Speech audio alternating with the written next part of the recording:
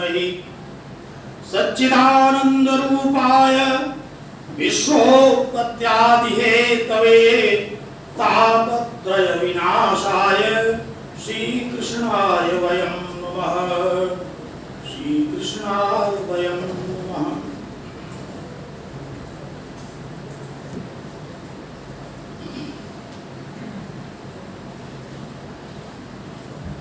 भारतवर्ष में प्रसिद्ध अपनी प्रतिष्ठा के लिए विश्व ईश्वर शरण स्नातकोत्तर महाविद्यालय के इस सभागार में अमृत महोत्सव के अवसर पर उपस्थित आज यहाँ इस कार्यक्रम के संयोजक डॉक्टर एकात्म देव, डॉक्टर अश्विनी, इस महाविद्यालय के वरिष्ठ प्राध्यापक गण में एक प्रतिष्ठित शिक्षिका डॉक्टर रचना जी, डॉक्टर अजय श्रीवास्तव जी, इलाहाबाद संस्कृत विद्यालय के इलाहाबाद विश्वविद्यालय के संस्कृत विभागीय शिक्षकों में हमारे साथ आए हुए विद्वत वरेण्य प्रोफेसर अनिल प्रताप गिल, डॉक्टर विकास शर्मा, डॉक्टर शत्रुघ्न प्रकाश, डॉक्टर विमल कुमार, इस महाविद्यालय के और पर्याप्त संख्या में उपस्थित बृहस्पति तुल्य शिक्षकगण और हमारे देश के होनहार, जिनके कंधों पर इस देश का गुरुतर दायित्व है, प्रिय छात्रों, बड़ी ही प्रसन्नता का अनुभव हो रहा है आप लोगों के बीच में। और विषय भी ऐसा है कि बड़ा ही महत्वपूर्ण, बहुत ही समसामयिक, जिस पर हम लोग चर्चा करें, जितना अधिक चर्चा करेंगे वह महत्व की दृष्टि से कम ही है। ऐसे महत्वपूर्ण विषय पर बोलने के लिए तो बड़े बड़े विद्वानों की आवश्यकता होती है। हम लोग तो एक सामान्य छात्र हैं, फिर भी यह अवसर मिला तो यथामत कुछ बातों को आप लोगों के साथ साझा करेंगे। यद्यपि डॉक्टर अश्विनी और एकात्म देव ने इतनी प्रशंसा कर दी है कि आप लोगों को हमसे बड़ी उम्मीदें होंगी कि मैं बहुत कोई अद्भुत बात बता दूंगा। मैं आप लोगों को स्मरण कराऊंगा बहुत सारी बातों को जो आप लोग जानते हैं। अद्भुत बात तो कोई है नहीं संसार में, सारी बातें, शब्द तो आकाश का गुण है, सब आकाश में व्याप्त है, सब लोग जानते हैं, जान सकते हैं, जिज्ञासु नहीं ज्ञानी। लेकिन आनंद का विषय यह है कि आज पूरे देश में आयोजित हो रहे इस अमृत महोत्सव के अवसर पर इस व्याख्यान में जिस विषय का निर्धारण किया गया वह बहुत ही महत्वपूर्ण है। श्रीमद् भगवद गीता की पृष्ठभूमि और भारतीय स्वाधीनता संघर्ष, इसमें से अपने आप में तो एक ही महत्वपूर्ण था। चाहे हम लोग श्रीमद् भगवद गीता की चर्चा कर लेते अथवा स्वाधीनता संघर्ष की चर्चा कर लेते, लेकिन इस विषय के निर्धारकों ने इतनी वैदुषीपूर्ण ढंग से इस विषय का निर्धारण किया कि जो जितना प्रशंसा की जाए उसकी कम है। क्योंकि श्रीमद् भगवद गीता भी स्वाधीनता संघर्ष का एक ग्रंथ है और स्वाधीनता संघर्ष पर तो इस देश में अनेक ग्रंथ लिखे गए, अनेक बड़े बड़े मनीषी, बड़े बड़े विद्वानों ने उसमें अपने विचार व्यक्त किए। तो ऐसे महनीय विषय पर थोड़ी देर चर्चा करने का यह जो अवसर मिला, निश्चित रूप से श्रीमद् भगवद गीता की चर्चा करके हम लोग अपनी वाणी को, अपने श्रोतेंद्रियों को पवित्र करेंगे और स्वतंत्रता संघर्ष के अंतर्गत इस महान देश के महान सपूतों की गाथा पुनः हम लोगों के मानस पटल पर एक बार प्रतिबिंबित होगी, उससे हमारा मनो मस्तिष्क परम पवित्र हो जाएगा। ये बड़ा महंगी अवसर है। तो ऐसे अवसर पर आप लोगों ने मुझे कुछ कहने का अवसर दिया, बुलाया, इसके लिए आप लोग बहुत बहुत साधुवाद के पात्र हैं, धन्यवाद के पात्र हैं। इससे आप लोगों की विद्वत्ता और जिज्ञासा, देश के प्रति प्रेम, इस देश के उन महान सपूतों के प्रति आपकी सच्ची श्रद्धा, इन सब का ज्ञान हम लोगों को होता है। कितने जिज्ञासु हैं आप, कितने समसामयिक बने रहना चाहते हैं, और शास्त्रों में स्वतंत्रता संघर्ष का क्या स्वरूप रहा है इसको आप जानना चाहते हैं, जानते भी हैं। बारंबार ऐसे शास्त्रों की चर्चा करके हम लोग अपडेट होते हैं। सतत अपडेट होना ही जिज्ञासुओं का, विद्वानों का सौंदर्य कहा जाता है। क्षण क्षण यन्नवता उपैति तदेव रूपम रमणीयताया। क्षण क्षण में हम लोग जो सोचते हैं, पुरानी बात को भी प्रतिक्षण उसमें नवीनता प्राप्त होती है। तो बंधु, स्वतंत्रता संघर्ष का इतिहास आप लोगों ने पढ़ा है। इस देश के स्वतंत्रता संघर्ष में अपने प्राणों की हंसते हंसते जिन्होंने आहुति दे दी, उनके विषय में आपने पढ़ा है, आप जानते हैं। कितने बलिदानों के उपरांत इस देश को स्वतंत्रता की प्राप्ति हुई, हम लोगों से यह अवगत है। हम लोगों को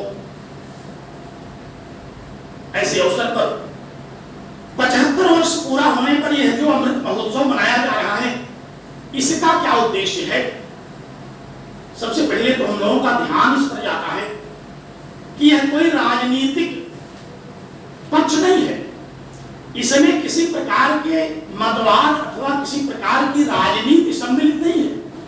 ये इस देश के प्रत्येक व्यक्ति का धर्म है, उसका दायित्व है, उसका कर्तव्य है कि अपने देश के महान सपूतों की जो ये आहुतियां हुई, उन पर हम लोग बारंबार चिंतन करें, और जिन उद्देश्यों की प्राप्ति के लिए स्वतंत्रता संघर्ष किया गया उस पर मनन करें कि क्या हम वस्तुतः उन उद्देश्यों को प्राप्त कर रहे हैं, क्या उन उद्देश्यों को मन में रखते हैं, क्या उन उद्देश्यों से हम भली भांति जागरूक हैं। जिन उद्देश्यों को रख करके स्वतंत्रता संघर्ष किया गया, जिन उद्देश्यों के मूल में श्रीमद् भगवद गीता लगभग 6000 वर्षों से अति प्रासंगिक है, हम इन विषयों पर सतत चिंतन करते हैं, चिंतन करते रहना चाहिए।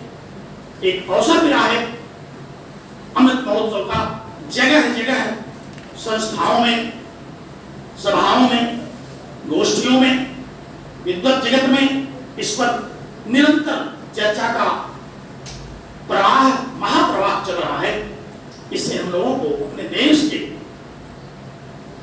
न केवल शास्त्रीय पक्ष का बल्कि इसके त्याग के पक्ष का, जिसके कारण इसको विश्व का गुरु कहा जाता है, उस पक्ष का हमें ज्ञान होता है। आप सब लोग जानते हैं श्रीमद् भगवद गीता का उपदेश जिसने दिया वो भी पराधीनता में था, उसके माँ बाप भी जेल में बंद थे और जेल में ही उसका जन्म हुआ था। तो भला स्वतंत्रता संघर्ष का इससे अधिक अनुभव किसको होगा? हम लोग तो कुछ वर्षों तक पराधीन थे, लेकिन जिसने भगवद गीता का उपदेश दिया वह तो गर्भ में आते ही पराधीन हो गया था। तो भला स्वतंत्रता संघर्ष का जो उन्होंने शंखनाद किया महाभारत के युद्ध में, उससे समसामयिक, उससे उपयुक्त और कोई शास्त्र नहीं हो सकता। इसीलिए हमारे वीर सपूतों ने, विद्वानों ने, देश के बलिदानियों ने इस ग्रंथ को हाथ में रखा और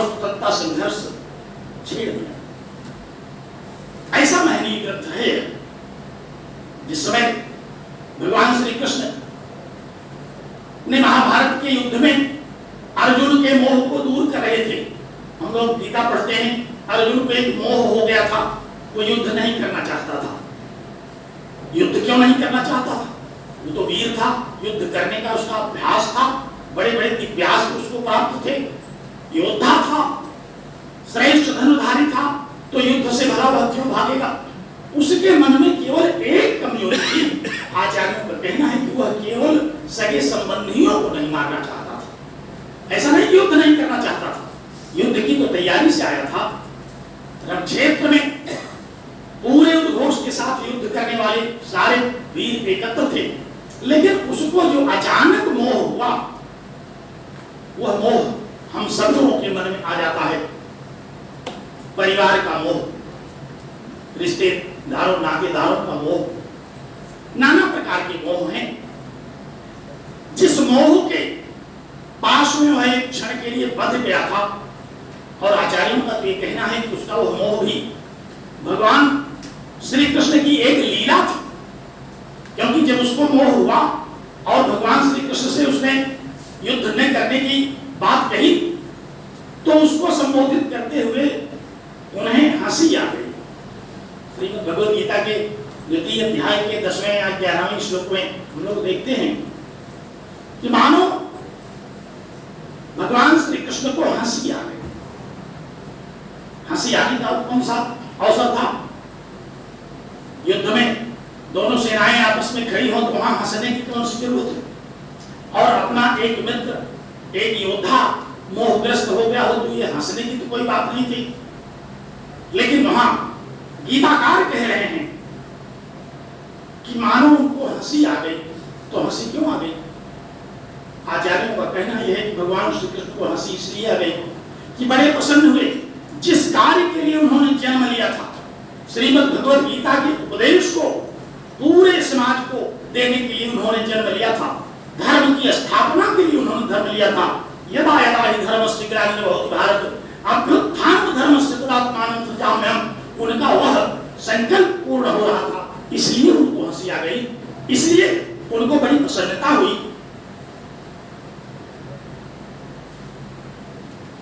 तो इतना महंगी शास्त्र है। किसी भी कर्तव्य पालन में जब कोई मोह में पड़े तो उसको श्रीमद् भगवद गीता का आश्रय ले लेना चाहिए। अनेक लक्ष्य सिद्ध होते हैं श्रीमद् भगवद गीता से। भगवान श्री कृष्ण ने स्वयं कहा कि इस गीता से, इस हमारे वचन से कई लक्ष्य सिद्ध होते हैं। एक श्लोक में उन्होंने कहा कि चतुर्विधा भजन्ते मां जनाः सुकृतो अर्जुन, आर्तो जिज्ञासु अर्थार्थी ज्ञानी च भरतर्षभ। उन्होंने कहा कि हे अर्जुन, इस भगवद गीता का जो उद्देश्य है, 4 भागों में उसको लोगों ने विभक्त कर रखा है। एक तो जो बहुत दुखी है, इस संसार के त्रिविध दुख में जो फंसे पड़े हुए हैं, दैहिक दैविक भौतिक दुखों में जो संत्रस्त हैं, उनको इस भगवद गीता के अध्ययन से, इसके ज्ञान से उनका दुख हमेशा के लिए दूर हो जाता है। बहुत बड़ी बात है। प्राण मात्र के दुख को दूर करने वाला एक शास्त्र है, जिसका उद्घोष कब किया गया? जब देश परतंत्र था, स्वतंत्रता की प्राप्ति के लिए पांडवों ने वह युद्ध लड़ने का निश्चय किया था, क्योंकि उनके राज्य का भी तो अपहरण ही हुआ था। उनका राज्य भी उस समय शत्रुओं के अधीन कर लिया गया था। तो उनसे बड़ा आर्त कौन रहा होगा? उनसे बड़ा दुखी कौन रहा होगा? हम लोगों का थोड़ा बहुत कभी खो जाए तो हम कई दिन दुखी रहते हैं। जिसका राज्य ही चला गया हो, जिसका राज्य ही छल से हर लिया गया हो, उसके दुख की तो सीमा ही न रही होगी। तो श्रीमद् भगवद गीता के अध्ययन से, इसके ज्ञान से सबसे पहला जो लाभ है मनुष्य मात्र को, वो लाभ है दुख से मुक्त होना। तो जब आप लोग किसी प्रवृत्ति के पराधीन हो, जब किसी व्यक्ति के पराधीन हो, जब परिस्थितियों के पराधीन हो, जब आप स्वतंत्र होने की इच्छा से किसी विषय की जिज्ञासा कर रहे हो, तो उस समय आप श्रीमद् भगवद गीता का स्मरण कीजिए। और स्मरण आप तभी कर पाएंगे जब श्रीमद् भगवद गीता का अध्ययन किए रहे। तो ये भगवान श्री कृष्ण ने आह्वान किया कि प्रत्येक मनुष्य को श्रीमद् भगवद गीता का सदैव स्मरण रखना चाहिए, और जब भी उसको त्रिविध दुख शास्त्रों में से किसी प्रकार के दुख से बचने की इच्छा हो तो भगवत गीता का स्मरण कर लेना चाहिए। और इसीलिए उन्होंने रण क्षेत्र में उस भगवत गीता का उपदेश दिया। आप लोग जानते हैं, हम लोग उपनिषदों का अध्ययन करते हैं एकांत में, अध्यात्म का चिंतन करते हैं जंगलों में। एकांत में चिंतन करने वाले को मुक्ति मिलती है, लेकिन यह एक ऐसा शास्त्र है जो रणभूमि में चिंतन का विषय बना। संघर्षों का शास्त्र है श्रीमद् भगवद गीता। इसके लिए एकांत की आवश्यकता नहीं पड़ी, जंगल की आवश्यकता नहीं पड़ी, कोलाहल न हो। हम लोग अध्ययन करते रहे, अगर कोई कोलाहल हुआ तो बड़ा क्रोध आ जाता है, लेकिन वहां रण क्षेत्र में तो एक से एक उत्साही, एक से एक नगाड़े बज रहे थे। वहां कहा एकांत था, लेकिन ये शास्त्र ऐसा है कि आपको इसको जानने के लिए एकांत की आवश्यकता नहीं। आप कहीं भी भगवत गीता का स्मरण कर सकते हैं। एक भगवत गीता की छोटी छोटी पुस्तक आप लोगों के जेब में होनी चाहिए। भगवत गीता का एक श्लोक है, योगस्थः कुरुकर्माणि।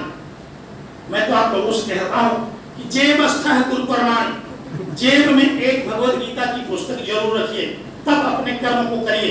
जहां कहीं विचलित होने लगेंगे, आप जेब में से गीता की किताब निकालिए और उसका अध्ययन कर लीजिए। हम एक रखते हैं छोटी सी किताब, जहां कहीं प्रतीक्षा में रहना पड़ता हो, कहीं इंतजार कर रहे हैं, उस गुटका को निकाल करके थोड़ा दो श्लोकों का चिंतन करने से समय का सदुपयोग हो जाता है। तो आर्त जो लोग हैं उनके लिए श्रीमद् भगवद गीता महौषधि है। और जिज्ञासु, जो जिज्ञासु हैं किसी भी शास्त्र के, वो ज्ञानी हो सकते हैं।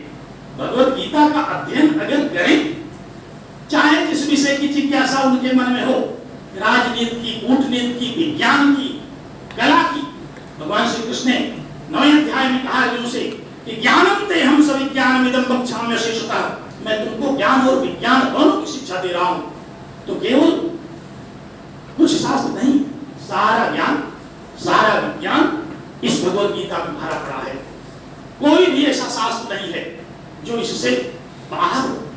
प्राणमात्र के कल्याण का जब यह शास्त्र है तो इसके बाहर कहां से होगा।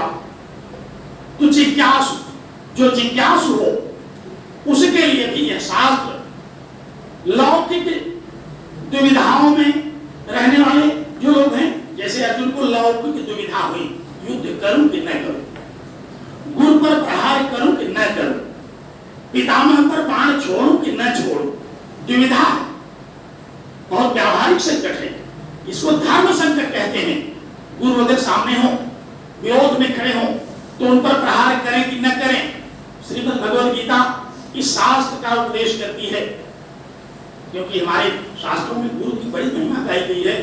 एक अक्षर भी प्रदान करने वाला जो गुरु है, उसको जो अभिनंदन नहीं करता वो अनंत काल तक नरक में रहता है, ऐसा नारद स्मृति कहती है। एक अक्षर पदातारं गुरुं यो न अभिनंदति, एक अक्षर प्रदान करने वाला ऐसा जो वो नियतम नरको वास, नरक में उसका वास नियत है, सुनिश्चित। और यहाँ तो अर्जुन के सामने उनके गुरु द्रोण खड़े हुए हैं। अर्जुन अपना परिचय ही अपने पिता के नाम से नहीं देता था, कहता था द्रोण शिष्य अर्जुन। ऐसा गुरु सामने खड़ा हो युद्ध के लिए, तो इससे बड़ा धर्म संकट क्या है। हम लोग बहुत बार धर्म संकट में होते हैं, कहते हैं बड़ा धर्म संकट है। धर्म माने कर्तव्य, जब क्या करें क्या न करें, इसमें हम दुविधा में पड़ते हैं, किसी को धर्म संकट कहते हैं। धर्म संकट का और कोई अर्थ नहीं है कि हम हिंदू धर्म माने कि मुस्लिम धर्म माने, ईसाई क्रिश्चियन धर्म माने, ये सब धर्म संकट नहीं है, ये सब पूजा पद्धतियां। धर्म संकट वो है जब मानव धर्म, मानव का कर्तव्य कहीं संकट में पड़ जाए किसी कारण से, तो उसे धर्म संकट कहते हैं। धर्म माने ड्यूटी, कर्तव्य। तो यहां ऐसे विषम समय में, धर्म संकट के समय में भगवद गीता ने उसके धर्म संकट को दूर किया। तो जिज्ञासु जो है वो ज्ञानी हो जाता है। जो दुविधा में पड़ा था, जिसको कर्तव्य का बोध नहीं था, वो ज्ञानी हो गया। कैसे? श्रीमद् भगवद गीता के श्रवण मात्र से, उसको समझने मात्र से तो दुखी सुखी हो जाता है इस ग्रंथ से, और सुखी ही नहीं परमानंद की प्राप्ति करता हुआ मोक्ष को प्राप्त हो जाता है, जिज्ञासु ज्ञानी हो जाता है, और चौथे कौन है, तीसरे आर्तो जिज्ञासु अर्थार्थी, जो अर्थ चाहने वाले हैं। हम लोग अर्थ की कामना से इस संसार में लगे हुए हैं, कोई भी काम करते हैं तो सोचते हैं कि इससे क्या फायदा, क्या मिलेगा, क्या लाभ होगा। आचार्यों ने कहा कि अर्थ चाहने वाले भी अगर गीता का श्रद्धा पूर्वक अध्ययन करें तो अर्थ की सिद्धि होगी। अगर वो रोडपति हैं तो करोड़पति हो सकते हैं, वनपति हैं तो नृपति हो सकते हैं। आखिर ये पांडव क्या थे, रोड पर घूम रहे थे, जंगल जंगल घूम रहे थे।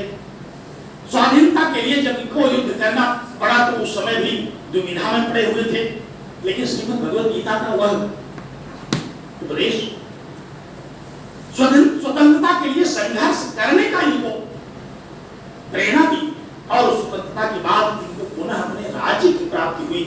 तो अर्थार्थी, जो अर्थ को चाहने वाले हैं, उनके लिए भी श्रीमद् भगवद गीता बहुत बड़ी औषधि है।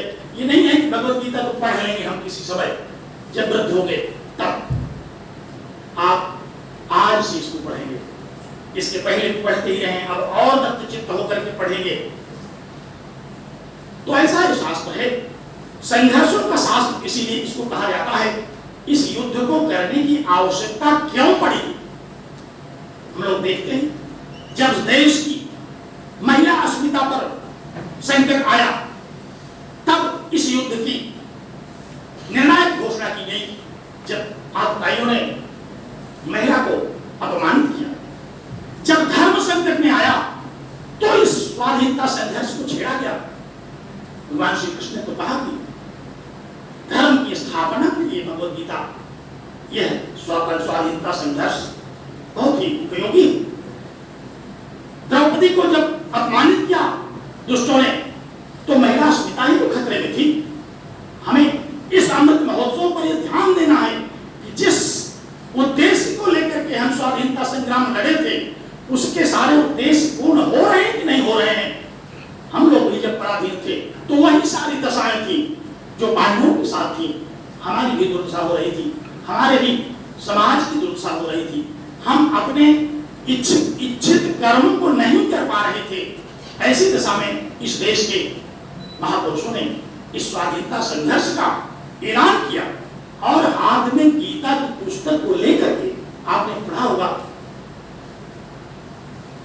बंगाल में स्वाधीनता संघर्ष के दौरान जब युवक निकलते थे संघर्ष करने के लिए आंदोलन में, तो उनके हाथ में एक एक गीता की पुस्तक होती थी। हमारे देश के सपूतों को जब फांसी दी गई तो फांसी पर लटकाते समय भी उनके हाथ में गीता की पुस्तक होती थी। आखिर क्या है इस ग्रंथ में? कोई न कोई तो बात है कि जो आपको अपने अधिकार को दिलाती है, जो आपको ज्ञान दिलाती है, जो आपको दायित्व बोध कराती है। तो जिस क्षण में स्वाधीनता का संघर्ष आरंभ किया गया, उस क्षण वही स्थिति थी जो जिस स्थिति में पांडवों का युद्ध हुआ था। उस समय भी धर्म संकट में था, महिला अस्मिता संकट में थी, न्याय संकट में था, आतताइयों का बोलबाला था। जब भी कभी हम पराधीन होते हैं तो समान स्थितियां होती हैं। ऐसी स्थिति में भगवद गीता ही एकमात्र मार्ग है हमारा। तो भगवद गीता की क्या पृष्ठभूमि है, ये छिपी नहीं हुई है। भगवद गीता की पृष्ठभूमि स्वाधीनता के संघर्ष में अनादिकाल से रही है, और हमारी संस्कृति का यह एक ऐसा ग्रंथ है कि जब जब हम पराधीन होते हैं तब तक हमारी सहायता के लिए यह ग्रंथ हमें प्रेरित करता है। हमारे जो महापुरुष स्वतंत्रता संघर्ष में जेलों में बंद हुए, वहां उन्होंने भगवद गीता पर चिंतन किया। मैंने बताया कि भगवद गीता का जन्म ही जेल से हुआ। जब भगवान श्री कृष्ण जेल में थे, उन्होंने ही इसका उपदेश दिया। तिलक ने जेल में गीता पर एक भाष्य लिखा, गीता रहस्य आप लोग जरूर पढ़िए। गीता रहस्य में उन्होंने जेल में रह करके गीता रहस्य के रूप में कौन सा रहस्य बताया? उन्होंने कर्मयोग की शिक्षा दी, निष्काम कर्म का उन्होंने एकमात्र सिद्धांत स्थापित किया। पूरा गीता रहस्य आप उठा के देखिए, उसका एकमात्र उद्देश्य उन्होंने प्रतिपादित किया है, निष्काम कर्म, देश की सेवा के लिए कर्म, जगत कल्याण के लिए कर्म, समाज के हित के लिए कर्म, धर्म की स्थापना के लिए कर्म, महिला अस्मिता की रक्षा के लिए कर्म, अपनी रक्षा के लिए कर्म। जेल में लिख डाला उन्होंने। महात्मा गांधी ने जब इस पर चिंतन किया तो उन्होंने भी अनासक्त योग लिखा।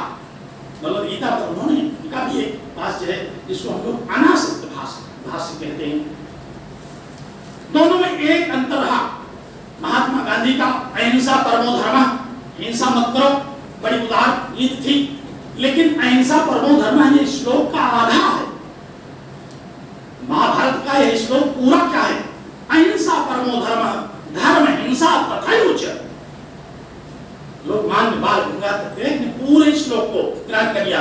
उन्होंने कहा कि अहिंसा परम धर्म है, लेकिन धर्म के लिए अगर हिंसा करनी पड़े तो वह भी अहिंसा से बढ़कर है। तो धर्म के लिए अगर हिंसा करनी पड़े, महाभारत के युद्ध में हिंसा तो हुई, लेकिन क्यों हुई?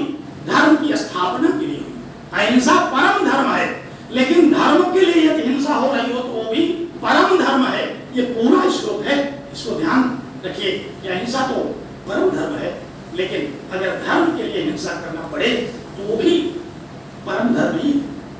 तो ऐसे इस महनीय शास्त्र को, ऐसे इस भगवत गीता को परम धर्म मानते हुए इन आचार्यों ने इसका अनुशीलन किया, इसको अपने जीवन में उतारा। ढेर सारी सूची है श्रीमद् भगवद गीता को स्वतंत्रता संघर्ष में किस किस प्रकार से लोगों ने इससे मार्गदर्शन प्राप्त किया। और कोई भी दूसरा ऐसा ग्रंथ नहीं था जो कि स्वाधीनता संघर्ष में इस प्रकार से उपयोगी हो, जिसकी पृष्ठभूमि स्वाधीनता संघर्ष के इतनी उपयोगी हो। कोई दूसरा शास्त्र नहीं है। एक से एक पढ़ के शास्त्र है हमारे पास, लेकिन भगवद गीता को ही इस संघर्ष में उपयोगी शास्त्र कहा गया।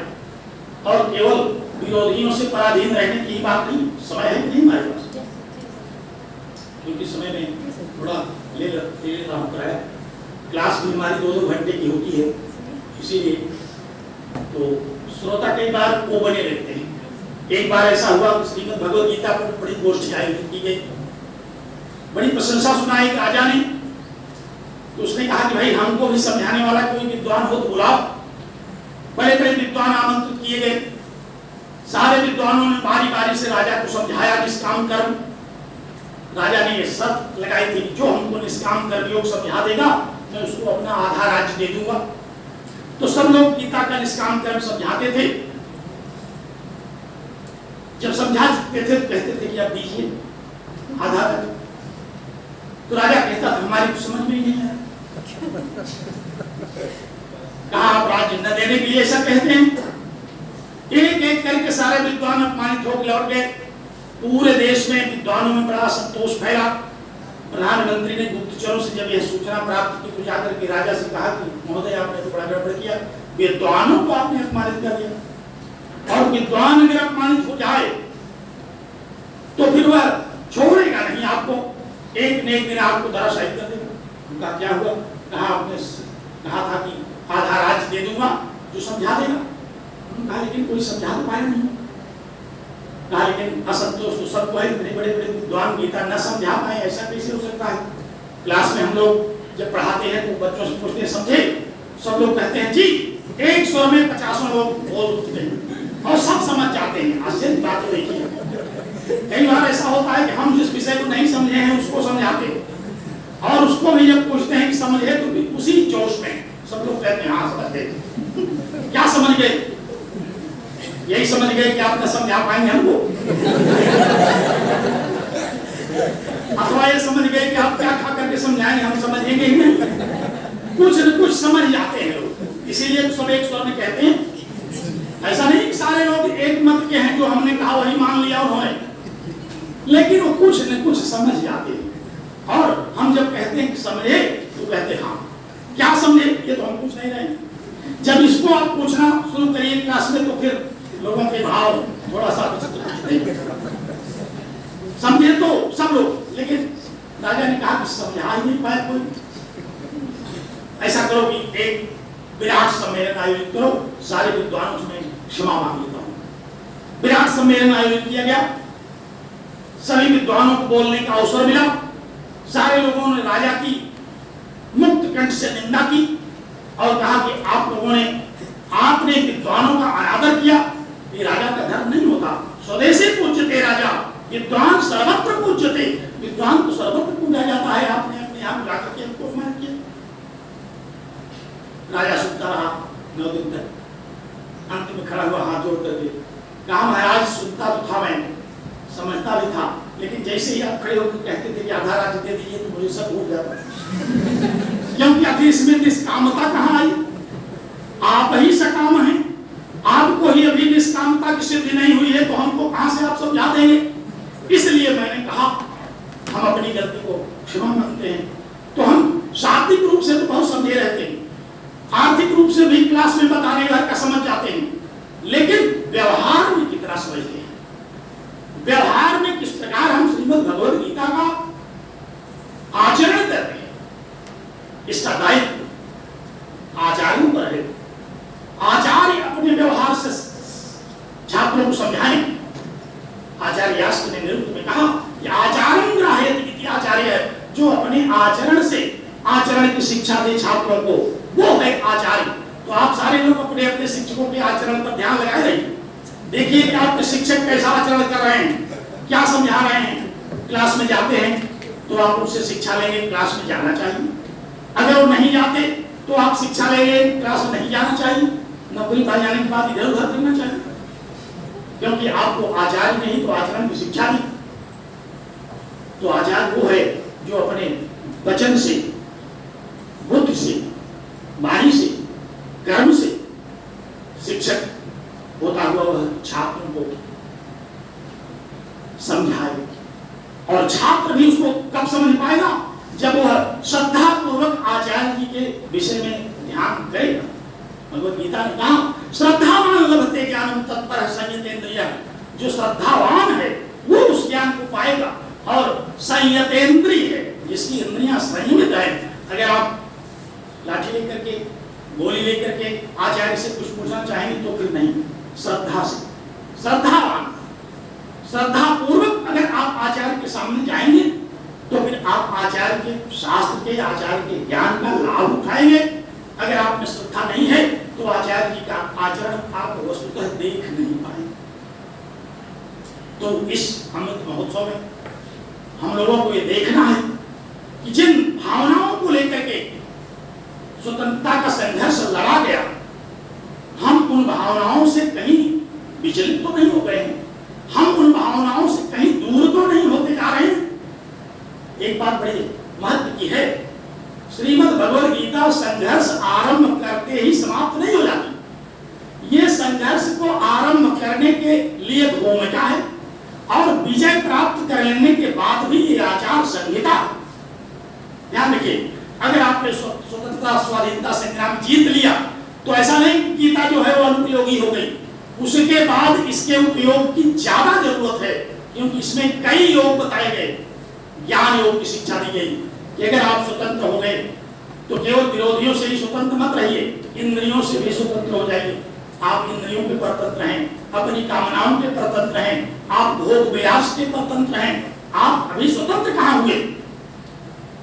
ज्ञान योग की शिक्षा दी गई कि पहले तो आप बाह्य दुष्टों से स्वतंत्र होइए, फिर जो आंतरिक दुष्ट हैं आपके शरीर में रहने वाले, शरीरस्थो महान रिपु, ये घर जो शरीर में रहने वाले आपके महान रिपु हैं, काम क्रोध लोभ मोह, इनसे भी आप बचिए, तब आप स्वाधीनता को प्राप्त किए। अन्यथा एक को तो भगा दिए, बाकी तो सब हैं जो आपका धन लूट रहे थे, आपकी इज्जत लूट रहे थे, वो तो भले भाग गए, लेकिन आपको जो लूट रहे हैं काम क्रोध लोभ मोह, वो तो आपको लूट रहे हैं। ये 6 रिपु ऐसे हैं प्रत्येक मनुष्य के शरीर में रहते हैं, ये हमको ही लूटते रहते हैं। तो आप इस बात का ध्यान दीजिए कि क्या गीता ने जो उपदेश दिया था, आखिर वहां युद्ध स्थल में भगवान श्री कृष्ण ने ज्ञान योग का क्यों उपदेश दिया? जब युद्ध ही कराना था तो जोशीली बातें कहते ज्ञान योग का उपदेश क्यों दिया? इसलिए कि इसकी उपयोगिता आपको संघर्ष में जीतने के बाद है, उसकी उपयोगिता हार जाने वालों को नहीं, क्योंकि उनका तो वध हो गया, सब समाप्त हो गए। भगवद गीता में जिस ज्ञान योग की चर्चा की गई उसकी उपयोगिता किसको है?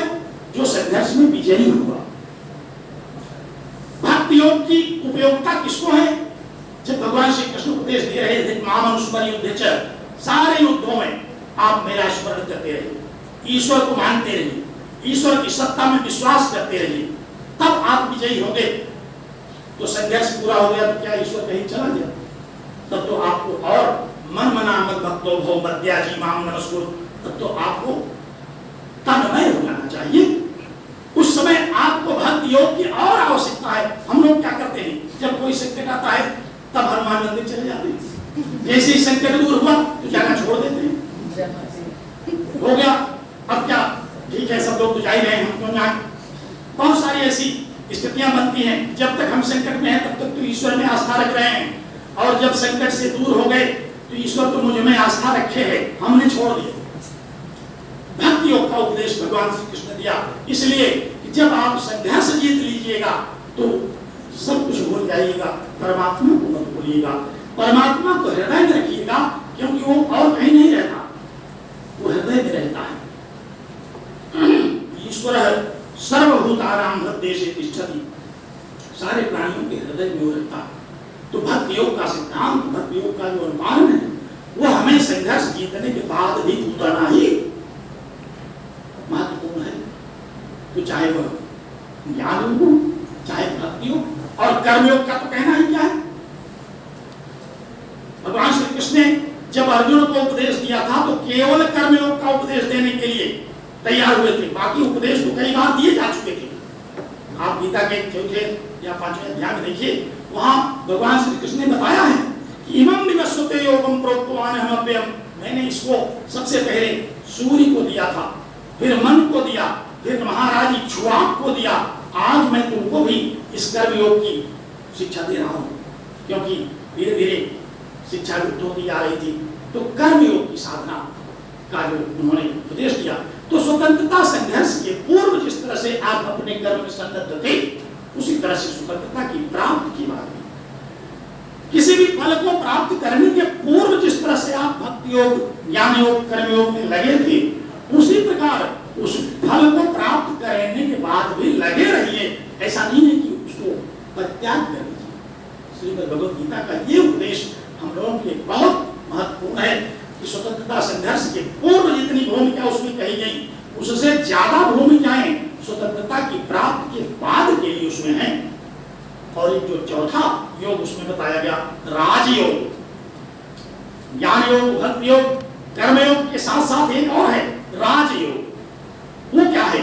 जिसको हम लोग अष्टांग योग कहते हैं, यम नियम आसन प्राणायाम प्रत्याहार धारणा ध्यान समाधि इत्यादि, जिससे आपका स्वास्थ्य ठीक रहे, जिससे आपका शरीर ठीक रहे, जिससे आप किसी भी कार्य को करने के लिए सबल पुष्ट बने रहें, उसका भी उपदेश दिया गया भगवद गीता में। तो आप अपने को ठीक रखिए। अपने को ठीक कैसे रखेंगे? युक्त आहार विहार चेष्ट शिखर, आप युक्त आहार विहार, युक्त चेष्टा, युक्त व्यवहार, युक्त माने युक्त युक्त जो व्यवहारिक है, जिसके लिए आप बने, आप उसको भी ध्यान में रखिए।